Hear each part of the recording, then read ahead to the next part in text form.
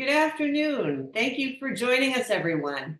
I'm Elizabeth Gareev, Executive Director of the Wildenstein-Plattner Institute, and it is my pleasure to welcome you all to today's presentation by Dr. Barbara Bloemink on the critical importance of catalog raisonnés for women artists. Barbara has spent the last 3 decades at work on a catalog raisonné on the art of Florine Stettheimer. And earlier this year, the WPI announced its sponsorship of her important work and welcomed Stettheimer to our growing roster of online catalog raisonné projects. I will turn the stage over to Barbara to tell you more about Stettheimer and her authorship of the catalog raisonné. But first, please allow me to introduce you to Barbara. Dr. Barbara Bloemink is the international expert on the work of the modernist artist Florine Stettheimer. In 1995, she published her PhD dissertation on the artist and co-organized a retrospective of Stettheimer's work at the Whitney Museum of American Art. Her 2021 Florine Stettheimer, a biography, was chosen by The New Yorker as one of the best books of 2021. And I also know that it is the book club pick for the Catalog Raisonné Scholars Association this month. So just a shout out to them too. Dr. Bloemink has served as director and chief curator of 5 art museums, including the Smithsonian National Design Museum, Cooper Hewitt, the Guggenheim Hermitage Museums in Las Vegas, the Contemporary Art Center of Virginia, the Kemper Museum of Art and Design, and the Hudson River Museum in New York. And she's organized over 70 international exhibitions of modern and 20th century contemporary art and design. She has authored over 20 books on international, modern, and contemporary art and design, and has lectured all over the world on contemporary art and design, creativity, and the art market. Most salient to today's talk, Dr. Bloemink is the lead scholar and author of the forthcoming Florine Stettheimer Digital Catalog Raisonné, which she is producing with the WPI. Now, before I let Dr. Bloemink regale us with the life and times of Florine Stettheimer, I just want to remind all of you we're going to be having a Q&A at the end of Barbara's talk, and please put your questions in the Q&A box at the bottom of the screen. So now over to you, Barbara. Thank you very much. Let me start by saying, Stettheimer who? Florine Stettheimer is not a household name, even among art lovers. Her name, like her friend Georgia O'Keeffe or her contemporaries Frida Kahlo. But during her lifetime, she was as well known and virtually as well exhibited. Stettheimer's work has been marginalized for 3/4 of a century. And now that she's finally becoming recognized, re-recognized, fake Stettheimers are regularly appearing on the market. So first, let me give you a quick overview of who Stettheimer was and why her work matters, and then why a catalog raisonné is essential. Florine Stettheimer was born in 1871, the 4th of 5 children to Rosetta Walter Stettheimer and her husband, Joseph Stettheimer. Her father deserted when she was very small, leaving her mother, Rosetta, who was a member of the so-called 100 wealthy Jewish families, to begin living part of the year in New York and Manhattan with her children and most of the year in Europe. From around 7 to 8 years old until she was 40, Stettheimer lived and studied in New York with her mother and closest siblings, her older sister Carrie and her younger sister Eddie, as her eldest siblings married and moved to California. Stettheimer was remarkably artistic from a very young age and began working with artist tutors. Here I show you on the left her mother, Rosetta Walter, with the 5 children behind, and her teacher, Fräulein von Prauser, with here's his picture, self-portrait of her, in Stuttgart, where she began studying art again by 7 or 8 years old. One of the joys of a catalogue raisonné is that we'll be making public her very earliest juvenilia, her earliest drawing. And here is one of Stettheimer's drawings from 15, it says here 15 years old, that she probably drew after an old master painting or drawing. Here you can see how extraordinary her gifts were at a very early age. Note the fine shading here of this classical drawing.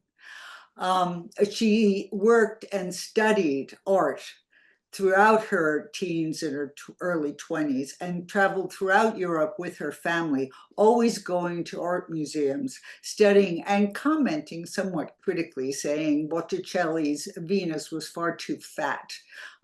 In art museums throughout Europe, Italy, France, Germany, Austria, and copying the artwork, writing in her diaries about the artwork, and visiting galleries, salons, artists' studios. And when she was 20, she came back to New York to study at the Art Students League, which was known in America as being one of only two places in the country where women could study from nude and not plaster models. It was a women-run institution. And you can see here her incredible ability to paint academic nudes, but also how realistically she painted them. Look here at the care she took to put the dimples in the thigh, the fine painting here of the details. So she was, again, wonderful academic, realistic painter. She also did mural painting and studied with Ashcan, so-called school painters. Here's a very large portrait of her elder sister, Carrie. When she returned to New York for her 30s and 40s, she went through every modernist style, from pointillism. This is a lovely sketch. She made many plein air, out in nature sketchbook paintings. And this is an early pointillist one of trees and landscapes. She painted all the gardens in the famous Borghese gardens and others in Italy, throughout France. She did Roman Catholic watercolors in the churches. She loved the ritual of Roman Catholic ceremonies. And she has numerous thousands of sketchbooks in Colombia. But she even knew everything about Cubism long before they were, these early modernist paintings were shown in the Armory show in America. But she became very obsessed early on with the work of Matisse. Her main influence, though, in Europe was Diaghilev's Ballet Russe.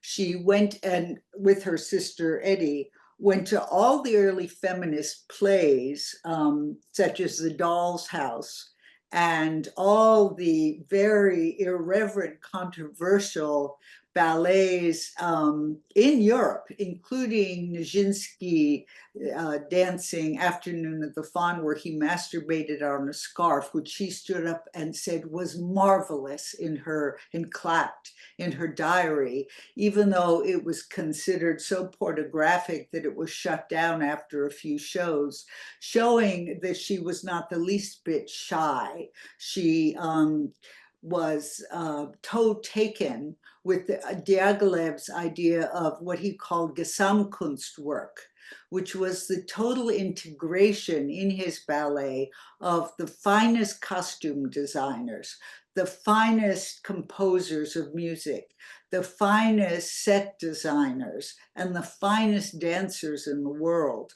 Prior to Diaghilev, ballet was simply dancers in tutus, often with very simple music. Diaghilev combined them all into a fully integrated art form where everything of the finest artists in all media worked together. And in 1912, Florine, who was one of the first multimedia American artists, created her own ballet called Orphy of the Four Arts, based on artists' balls that would go through the streets late at night in France, in Paris, where she was at the time.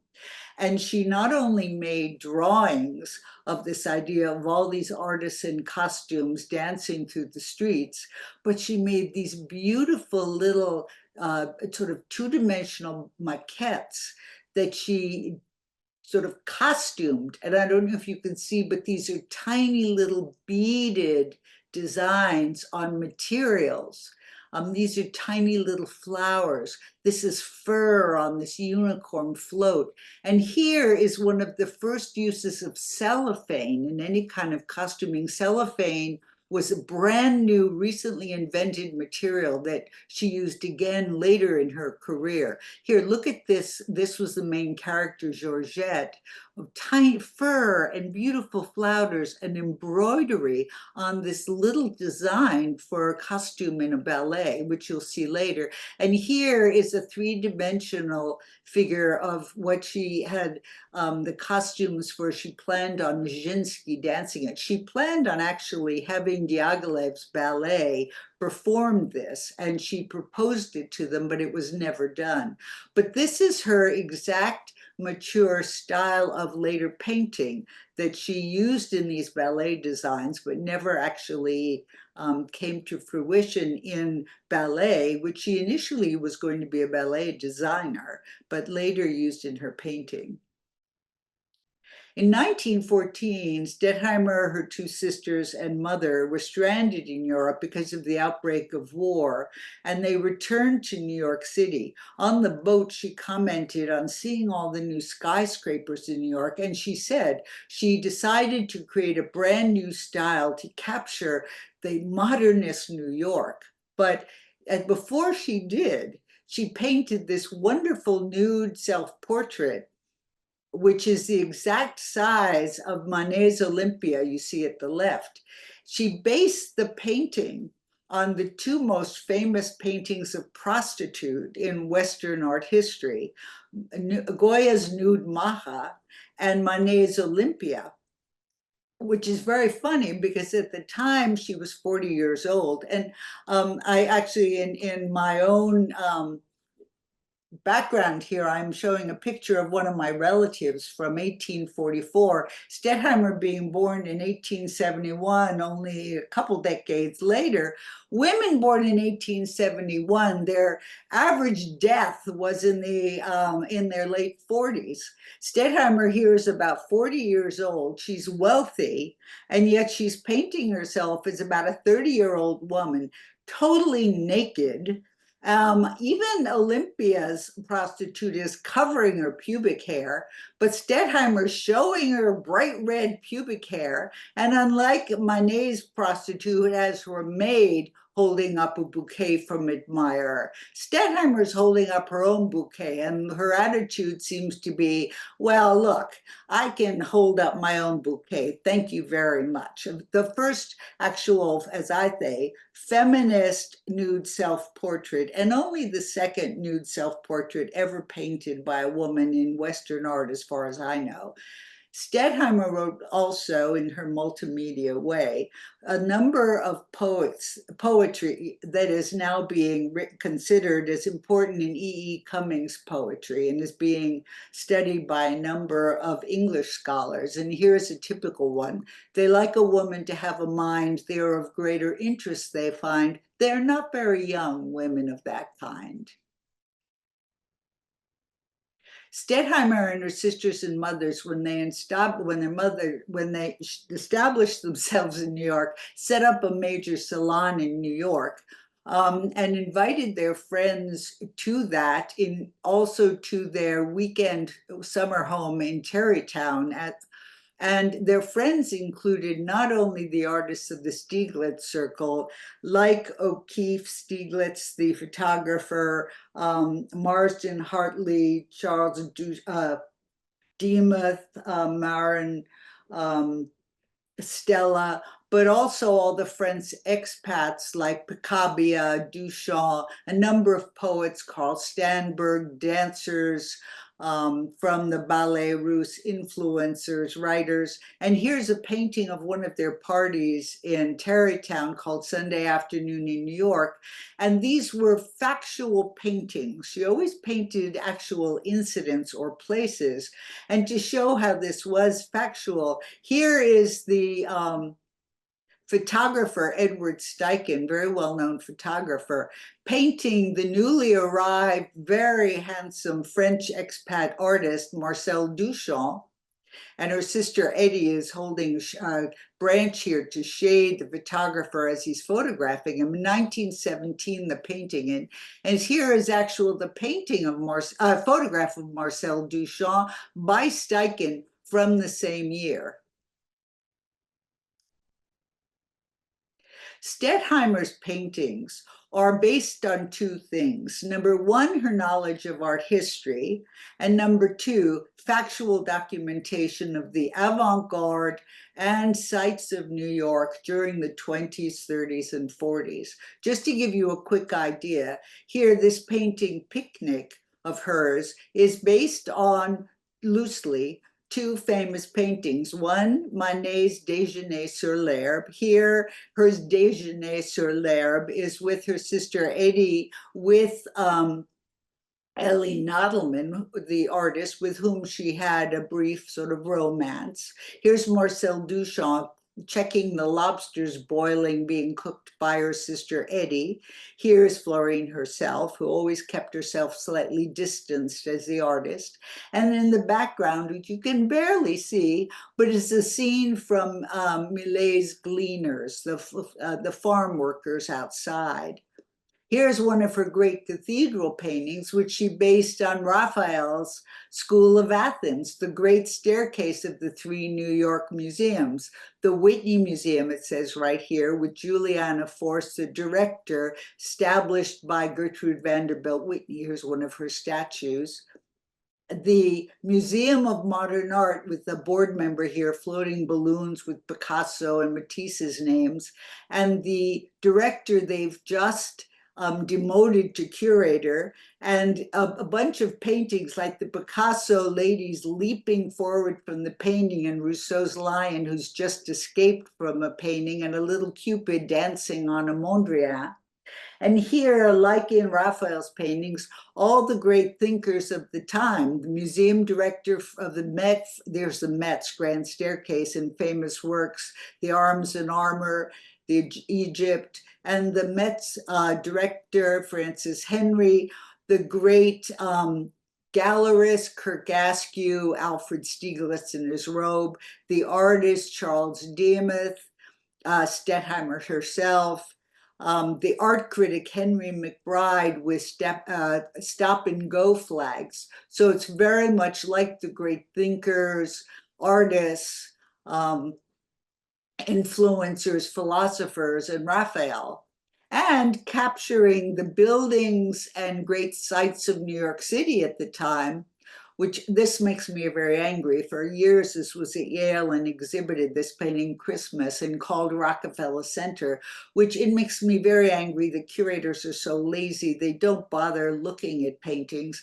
If you look at this painting, it's not Rockefeller Center, which wasn't even built at the time. They just saw the skating rink and assumed it was. Here's a little figure of course, Columbus Circle.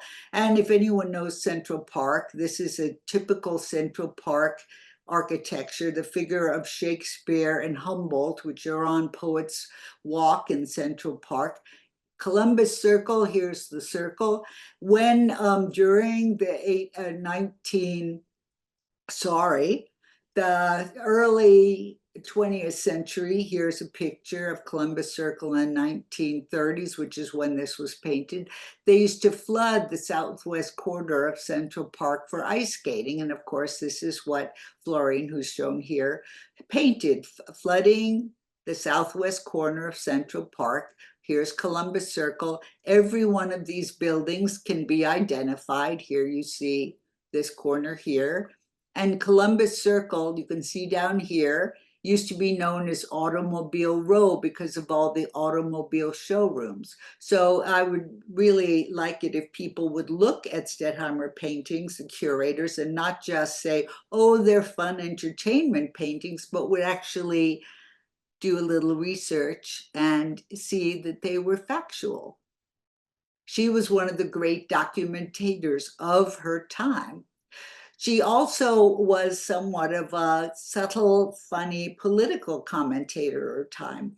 Women won the right to vote in the US Constitution in 1921. At that time, Stettheimer painted a series of paintings of women in their own right, of their own subject matter. This is a large hysterical painting of spring sale at Bendel's department store. Now, what could be more of a woman's subject than wealthy, granted women at a sale trying to leap over each other to grab sale items? Or women, how many times have you tried to put on a dress, you women, and been unable because it gets caught in your hair to get it over, or whirl around trying to see what your back looks like in the outfit? And here is Stettheimer, little initials on a little dog, or Mr. Bendel himself looking very unhappy at this great throng of women grabbing clothes from each other and stretching the clothes, trying to put them on. Another painting from this period is a women-only swimming pool called Natatoria Mundine, where the only men are either entertainers curtained off or instructors, such as this gym teacher, male, very handsome gym teacher with women exercising around him, including this very portly one trying to push up her dress. I don't know if you can see her, desperately trying to get the gym teacher noticing her. And another one of her little feminist poems, Little Miss Mouse wanted a house, so she married Mr. Mole and only got a hole. And finally, Stettheimer was very anti-segregation, although being of her time, she did have black maids. And at this time, Jim Crow was the rule, which was separate but equal, but of course it was very unequal. KKK was rampant throughout the United States. But she was very close friends with Carl van Vechten, who did go up and support a number of writers and artists in the Harlem Renaissance, and like Zora Neale Hurston, and have her books and others published so that they were read by a new audience.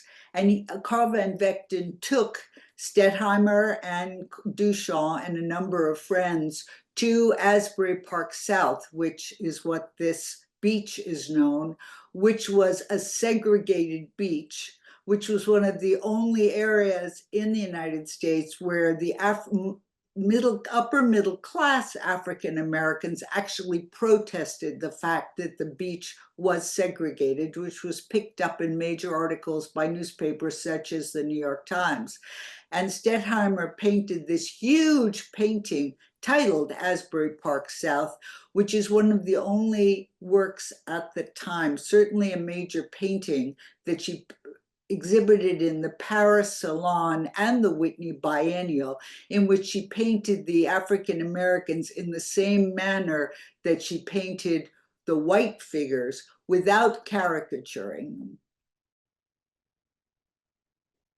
And the Stettheimer Salon was the only salon in New York where her gay and bisexual friends could be out. They could be open about their fluid sexuality without hiding it, because any kind of fluid sexuality that wasn't heterosexuality was illegal at the time, and you could be put in jail. But because of her sense of humor, which was very biting and ironic, she would code her paintings with reflections of that with her friends who were gay or bisexual. In fact, for instance, in this portrait of Virgil Thompson, she included a black pansy. And in this portrait of, these are details of her friend Carl van Vechten, she included purple socks and a red tie, which were both codes to the idea that he was bisexual. And in her painting Music, which is a detail of Nijinsky, because he could dance on point, he was the only male dancer who could do so, which was something female ballet dancers did. She gave him both a very wasp thin waist and the implication of breasts. At the same time, she gave him a male Adam's apple and hairy armpits. This is him actually dancing in that.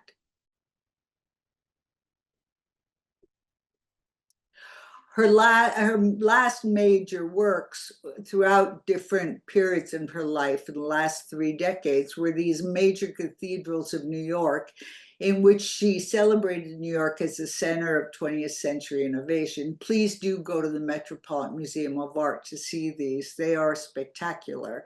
And these celebrated New York as a center of art, which we've already looked at briefly, the center of movies and entertainment, of wealth and commerce in the center of Fifth Avenue. I just want to point at the bride here, because she felt marriage stopped a woman's creativity and freedom. Everybody here can be identified as portraits. Here, the 3 Stettheimer sisters.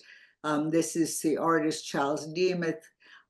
Except the bride, whose entire face is fuzzed out. And there are funny little details, such as an altar boy, sorry, I'm having trouble talking, who's using, he's trying here to lift up the bride's skirt to see underneath, or a little altar boy here who's trying to bash in the head of this ordinary little dog. Or here, the center, the Cathedral of Wall Street, the center of finance and democracy. Here's Roosevelt, who's just enacted the New Deal. But again, this is all based on fact. Here is the large figure of George Washington that's down in front of the Treasury building, still in New York, and a lovely little portrait here of Trinity Church, which is one of the oldest buildings down on Wall Street, as well as the little Statue of Liberty. Stettheimer was an ardent Democrat. Stettheimer died of cancer in 1944, and 2 years later, Marcel Duchamp organized her retrospective at the Museum of Modern Art. It was the only retrospective of an artist he ever organized, showing how much he appreciated and liked and understood her work. As she was dying, she told her lawyer, Joseph Solomon, that she wanted her work donated to a museum. He wasn't able to donate it to a single museum, so he donated her works to museums all over the country. And because she had exhibited work in 46 exhibitions during her lifetime, including at the Whitney Biennale, all the early exhibitions at the Museum of Modern Art from the time that it opened, all of the early group exhibitions, twice at salons in Paris, the Carnegie International, all the museums across the country where it was offered, rapidly and immediately accepted the donations, including 2 at the Museum of Modern Art and these 4 major cathedral paintings at the Metropolitan Museum of Art. Her sister, Eddie, who was her only surviving sister, with whom she did not get along, against her wishes, sold a number of her small flower paintings that she painted continually throughout her life, right after her death. But unfortunately, because abstract expressionism came into the fore during the early 50s, right when her works were donated to museums, they immediately went into the basement. In 1963, a drama critic named Parker Tyler wrote a book about her. However, throughout the book, he admitted several times that because he didn't know her and because she was so amazing, he exaggerated many things about her and made up certain things, such as that she wanted her work destroyed when she died, that she was devastated at not selling her work, and that she rarely exhibited as she was so shy and virginal. So in 1955, I chose Stettheimer as my PhD topic at Yale. However, immediately I was told, why would I pick her? She was a fag hag, a bad artist, and no one writes monographs anymore because they were so old-fashioned. Nevertheless, I wrote a chronology of her life, which was picked up by Yale Press. And I went about identifying a bunch of works which had not been identified as Stettheimer, dating them and writing a chronology, which I published. However, for the next 70 years, art critics, curators, and people writing about Stettheimer continue to use Parker Tyler's work as their basis for writing about Stettheimer. Now, which do you think media attention is more interested in? A woman who's eccentric, virginal, does a naive, childlike style, has decorative fantasies, never public exhibited and wanted her art destroyed? Or was an ambitious professional who was sexually progressive, academically trained, did factual documents, exhibited 46 times and wanted her work donated and was accepted in museum collections?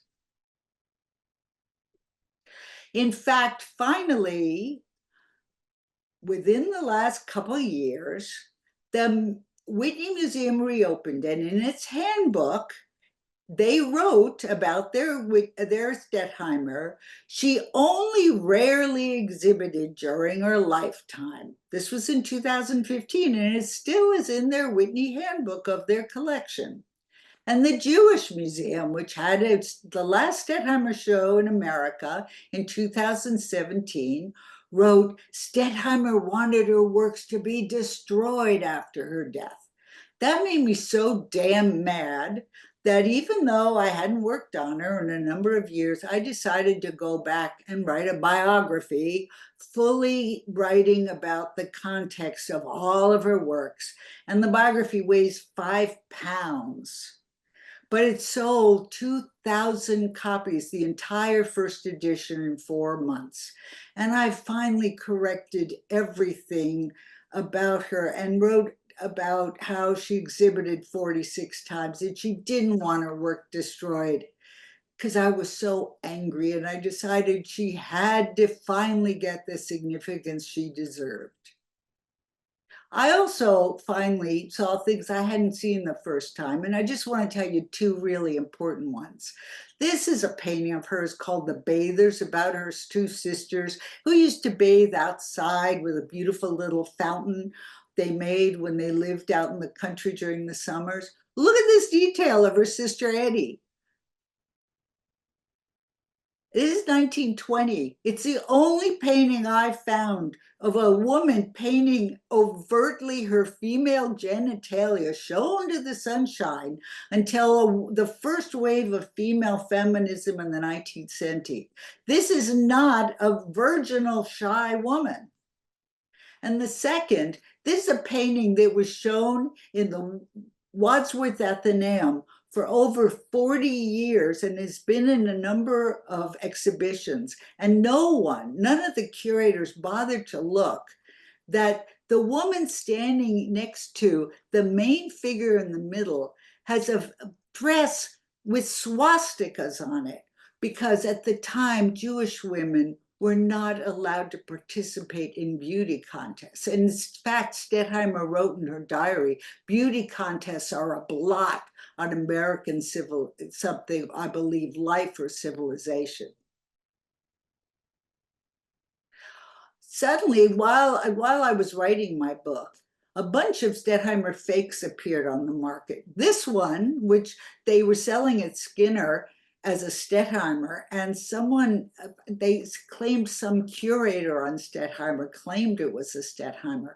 Clearly is not, but I had to fight with the auction house to say it was not a Stettheimer, and they finally took it out of the auction.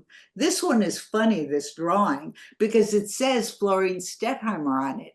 And it's only because I knew her work so well that I happened to know this was a photograph of her bathroom in her studio, has this little drawing at the bottom. And originally, when I looked very closely, I knew it very well. This drawing used to say here, Florine Stettheimer by Paul Thelevet, who was a famous dancer who's shown in one of her paintings, and someone had ripped off this corner so they could now sell it as a painting. And when I blew this up for them, they finally took off that it was and sold it not as a Stettheimer, but as a Paul Thelevet. And these two porcelain plates, a very well-known New York gallerist tried to sell for years as a Stettheimer, till I pointed out for him that there's no way she would have stuck breasts on a nude like two bowling balls. And none of her flower paintings have roses this finely detailed. You'll see a bunch of her flower paintings later, and she never would have painted faces this caricatured. So Stettheimer suddenly started appearing anywhere till the New York Times published an article on me as the Stettheimer detective, keeping them off the market. So after the book was out, I approached Columbia, which has all the early works, thousands of sketches, drawings, scrapbooks, and ballet opera figures, and Yale, which has all of her diaries, correspondence, and 5 paintings, to donate all my research and the catalogue raisonné I was putting together, to take them to set up a Stettheimer Foundation. But they rejected and ignored my offer. So I was desperate, because suddenly I realized once I passed away, Stettheimers were going to flood the market, and she'd disappear. All her fine work and reputation would once again be marginalized. And then Elizabeth came to the rescue with WPI. And my greatest dream of Stettheimer finally being saved came true, and I can never be more grateful. This is what my initial spreadsheet and work now with WPI looks like. It's incredibly labor intensive. Huffa, this wonderful woman, and Caitlin, who has now set up this spreadsheet that they are now working on, which is with all these incredible catalogues, raisonnés, unbelievably complex, are now putting together, and it's going to be ready in 2 years, and anybody is going to be able to look at any Stettheimer work, which is beyond any dream I ever had. So let's look at some of the extraordinary things the catalogue raisonné is going to be able to do. First of all, look at how Stettheimer revised her paintings. This is a painting of her black maid, Jenny, and a friend, Geneviève. This is what it originally looked like. But Stettheimer, and you wouldn't know unless you saw this old negative, these were taken of her paintings very early on, how she revised it. The maid first Jenny had a dark dress and faded away. She painted it light, gave her bright red accents, and gave her jewelry so she stood out.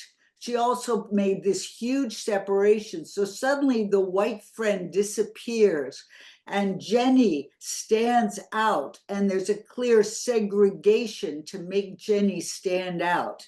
Here, Eddie, her sister, who she didn't like, here's Stettheimer walking away, was not even in the early painting, and for some reason she added her. So you suddenly are able to see how paintings transform. Another two paintings. You have to find out now, are these different works or were they revised? So we're going to be able to x-ray the paintings and see, but you have to look at detail, painting with the parrot. Two titles, White Curtains and Mornings. We have to look at early exhibitions. Are these different paintings? Does every detail match? The curtains have been changed. The figures, this is Marie Sterner. Was she taken out or are they different paintings? By the catalogue raisonné, we have to know this. She made another opera, Stettheimer, multimedia artist, in 1934. Gertrude Stein Virgil Thompson approached her for an opera they were going to make, which was presented and became an international sensation in 1934, Four Saints and Three Acts. Stettheimer first made these little shoebox maquettes with every little figurine, and huge use of cellophane, now a much more contemporary material, and little feather palm trees. Each figure was, they were all African-American figures, all the opera singers, in beautiful costumes with paper little doilies surrounding the stage. This is how the opera actually was performed in 34. Look at how closely they mirror this. I saw these in 1995 when I began my PhD. I went to Columbia and saw these, but this is 80 years later. These probably have not don't exist any longer. We only have the early photographs. This is what they are now. The catalogue raisonné is going to let us show the progression of 34, 36 currently. How long will these materials last? This is why you need the catalogue raisonné. Later in the 30s, Virgil Thompson approached Stettheimer about doing a ballet based on Pocahontas story with, and she made tiny little sewn maquettes of the Native Americans. Look at this. But first she went to the Museum of Natural History and did all of this comprehensive research on Native American. Look at this, the little feather headdresses, the Native American women with their leather, little papooses, and what they looked like. And then she made them out of cellophane and feathers and gold foil, but they're breaking down. And we're going to have to tell Columbia that they're too cramped, that the cellophane is sticking to the cardboard. So only by doing this catalogue raisonné work are we going to be able to go back and say, look, these need to be conserved. You need to go through and do more work to preserve these so they don't continue. Look, the heads come off to fall apart. Stettheimer, as a multimedia artist, designed all her own furniture, Gesamtkunstwerk. She designed her frames. She wanted her paintings and the frame she designed. She also designed extensive furniture to be all part of an installation. Here are her many, many drawings for furniture, which she had built. Here is an entire suite of her furniture. See, a settee, a table, a chair, all designed by her with her cellophane curtains from her studio, with the frames. Here's a cathedral painting, given the size, with her frames. Here's her bed, designed by Stettheimer. She wanted all of this, all of her furniture, and here's another painting with a frame, given to a museum with her paintings as part of a single body of work. And they were all given to Columbia, all the furniture, but unfortunately, Columbia gave them to the theater department, which used them in theater performances, painted them, and they were all destroyed. All we have are the drawings. Everything was destroyed. So without the catalogue raisonné, we no longer would know how these looked.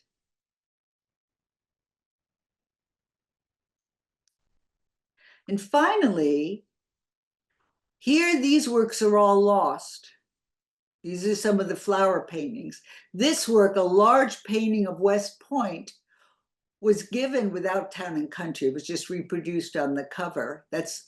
This painting was given to the museum at West Point because it's the sisters visiting West Point. They lent it to a general there who put it in his office and then took it with him when he left. So now we just have a negative photograph. We have this cover, and it's gone. We have all these negatives, and these are the positives from the negatives of these flower paintings. We don't know where they are. In 2023, this painting came on the market at a gallery. I saw there was a negative. I was able to authenticate it, and it sold at a gallery for $350,000. Recently, these two works came up at Christie's with estimates totaling a couple $100,000. They ended up printing my full-page description of the artist and the works, and they ended up selling for $1,100,000. Stettheimer, hopefully, now will remain in the artistic canon because she is now selling for a lot of money. It reminded me of one of Stettheimer's bitingly ironic poems. Art is spelled with a capital A, and capital also backs it. Ignorance also makes it sway. The chief thing is to make it pay in quite a dizzy way. Hooray, hooray. When my biography came out, Andrew Russeth of Art News magazine wrote, Florine Stettheimer is one of the most significant artists of the 20th century and is one of the most relevant of the 21st. And here I show from 1912 to 1933, her last self-portrait, a series of portraits of Stettheimer that she made, just showing a little bit of the range of a very significant artist who many, many women artists throughout her career as a cult of have greatly influenced their career. Thank you, Barbara. Stettheimer, for me and for a lot of my art historian peers, was someone we learned about in graduate school. Linda Nochlin, my own advisor, was the first person to tell me about Stettheimer. But I'm not alone in my appreciation of her. And I know that, for example, Jasper Johns, Andy Warhol, a lot of prominent artists of the 20th century, they all know her. They all know her significance, her influence, her importance. And which leads me to a question about why she wasn't so well known in the greater circles of the art world. And of course, the first thing that comes to my mind is that she was someone who grew up in great privilege, didn't have to sell her work, and didn't have the art market machine who could also capitalize off her work, really gathering around her and promoting her in that way. Could you talk a little bit about why she's so obscure? That's a very good question. There are a few clear answers to that. Number one, the reason she didn't ever sell her work is interesting. She didn't have to. She was the equivalent of a millionaire. Her lawyer invested very well during in the stock market, their money, and during the Depression, they never sold. So they outlived the Depression. They didn't panic. He didn't sell. They just held on. Also, she loved her own work. So when the people say, oh, she never exhibited in galleries. She exhibited in galleries all the time. And all of the major galleries, Stieglitz, Knoedler, Kirk Askew, every gallery, and Duchamp in Europe at the Salon begged her to sell. And when she exhibited in gallery, she priced her work at the equivalent of $1 million. She didn't want to sell it. She loved living with it. And she knew because like the Tom Mowbray, who was a curator at MoMA, would beg her to show. He would say, my show won't be the greatest American artwork if you're not in it. And Stieglitz, he would have his 7 Americans plus X. He wanted her to be the X. He wanted her to be Marin, Demuth, O'Keeffe, and Stella and Stettheimer. But she kept refusing. In fact, O'Keeffe said, why can't you show like the rest of us? The other thing is, O'Keeffe, her good friend, had Stieglitz, her husband, to mount her shows, market her shows, advertise her show. Stettheimer had nobody. Stettheimer was a small, skinny little woman. She packed her own, had her own work packed. She sent her work to exhibitions. She got her work back to exhibitions. She didn't advertise her work. She did it all herself. She got her work to 46 exhibitions herself. Well, I guess Duchamp got it into the Salon, but she did it all herself. And then, whereas Frida Kahlo and O'Keeffe had work out there, Stettheimer's work was all except some flower paintings her sister Eddie nastily sold against her wishes. All her major paintings except 2, one, the West Point, which disappeared, and Feder Duchamp, which is in a family one, and Asbury Park, which there's a problem with, were all given to museums. And then abstract expressionism came out, so they went in the basement. So when Warhol and Jasper Johns saw them, they were because Henry Gedzeller took them into the basement and said, oh, there's some paintings in the basement I think you'd like. They saw them in the basement. They never saw them in the galleries. So if works are in the basement, the public never sees them. Other artists never see them. It's only because O'Keeffe's and Kahlo's slowly showed up in the auction market. And first they were worth $3,000, and then they were worth 10, and then they were worth 50, and slowly they worked their way up. That's why I made the point that Stettheimer finally sold for $1 million, because that shows she's finally gonna be there. She's finally made it again and gonna last, because she hit the mark in the market for a minor flower painting, not for a major work, which there are only 2 still out there that can sell. And one of them, Asbury Park, the big painting of African Americans, was given by Van Vechten to an African American college, where it was supposed to be for the benefit of African American students.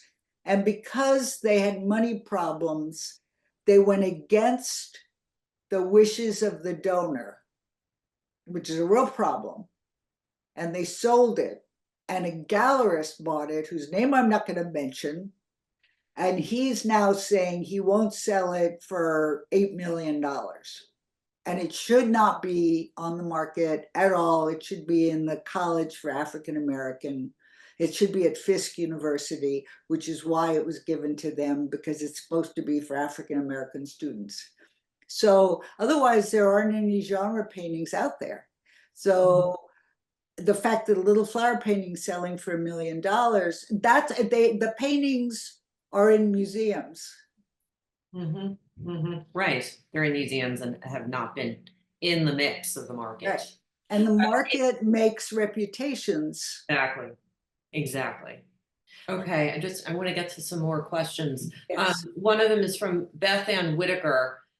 She actually poses two questions. Is the catalogue raisonné going to be online or a published volume? And she thanks you for your work. And she also asks, curious about where the catalogue raisonné research material will be held. Does the WPI hold these as well?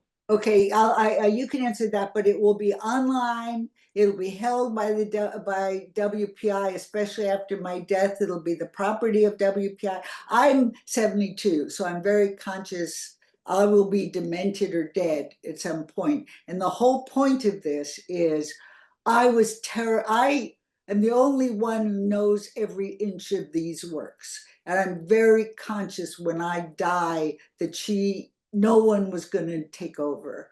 And that's why I'm so grateful for WPI and like Huffa is looking at every work with me, every work.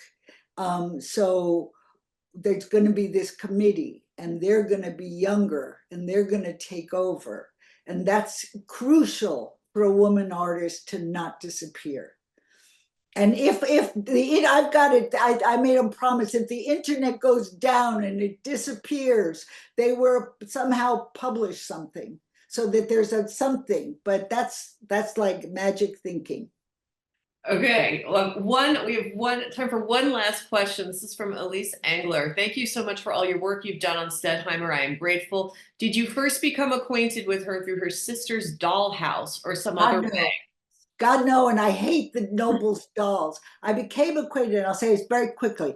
I was reading O'Keeffe's correspondence, and there was a letter that someone stole since then in 1994, where she's writing about her husband Stieglitz, who's pulling his underpants on after taking a bath, and he falls down, and he hurts his thumb, and he insists on going to the emergency room, and she says, let's put a popsicle stick on it and some tape and go to Lake George, and he insists on going to the emergency room, and they sit there for hours and they finally see the doctor and the doctor puts a popsicle stick on it. And she says, aren't men ridiculous? And I see who she's writing to, and she's writing it to a woman named Florine Stettheimer. So I looked up Florine Stettheimer and she had these fabulous paintings that made me laugh. And I said, oh, I need to find out more about her. And I looked at the paintings and they're so wonderful. I decided to write on her. And my everybody says to me, she's a horrible painter. She's a fag hag. She's horrible. How can you write a dissertation at Yale about her? And I did anyway. Okay. Well, thank you very much, Barbara. I'm afraid we are out of time. Just to everybody who didn't hear in the beginning, the Stettheimer Catalogue Raisonné, the WPI is working with Barbara on producing it. It will be online on our website. Hopefully 2 years from now, it will be an interactive, dynamic digital catalogue raisonné that will interact with archives on the artists and hopefully expand our knowledge on not only Stettheimer, but on her circle. So once again, thank you very, very much, Barbara. And to all of you tuning in, please know that this recording will be live on YouTube in the coming days. And stay tuned for more information from the WPI on Stettheimer and all the other artists that we are researching. And you won't believe the work of Stettheimer when you see it all. Absolutely. Thank you so much, Barbara. Take care. Bye-bye.